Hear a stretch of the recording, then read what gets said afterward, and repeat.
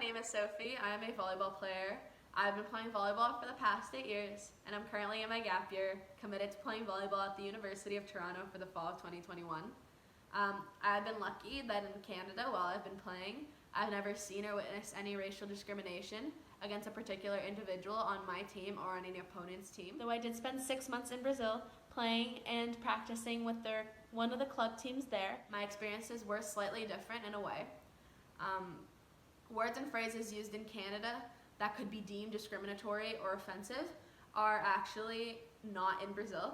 Culturally, they're a little bit more diverse, and in their way of speech and greeting, they use words and phrases that we would deem discriminatory as normal words and phrases that they would use in everyday life. Sometimes in practices, you would hear a coach say to a girl of a darker skin tone, "You should hit the ball a little bit harder because of your skin tone," or "You should have a little bit more meat on your bone. You should gain a little bit more weight because people of your color are a little bit heavier." And those are just normal things that you would say, and no one sees them as discriminatory, which is a way of culture. Though in some instances, they were a little bit more on the offensive side, though they were coming from a good place. I would still, and some people would still consider them discriminatory. And it wasn't only in race, it was also in body discrimination, especially in Brazil. Bodies are kind of seen as these fit, slim bodies, particularly on volleyball players, and I have firsthand experience on that.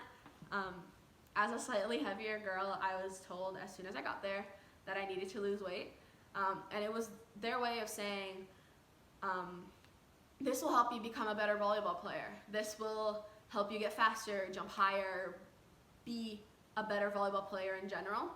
And it's true in a sense, but it was also coming from white male coaches that didn't really understand the female body in a sense. Girls would not eat dinner before a nutritionist appointment the next morning, or would weigh themselves all the time because in the club itself, which is a big building, a big block of buildings, they had a bunch of scales throughout the facilities, and you could just weigh yourself and kind of see what your weight was, and it definitely put a lot of pressure on the girls and some of the guys to be at that target weight that they wanted you to be.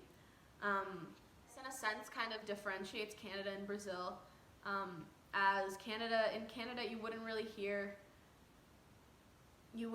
hear a coach tell you to lose weight to be better. You wouldn't hear someone say you're too heavy.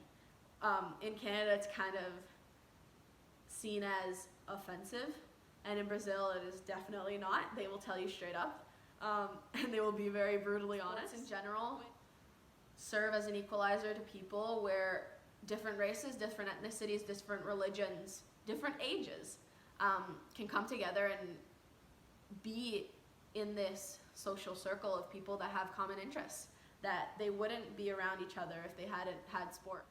I applaud Atara for doing this, have her take time out of her day and create this organization to just bring people together and spread awareness. And it has been an honor to share my stories and kind of bring light to a different point of view from a different country, and it has been a pleasure. Thank you for having me.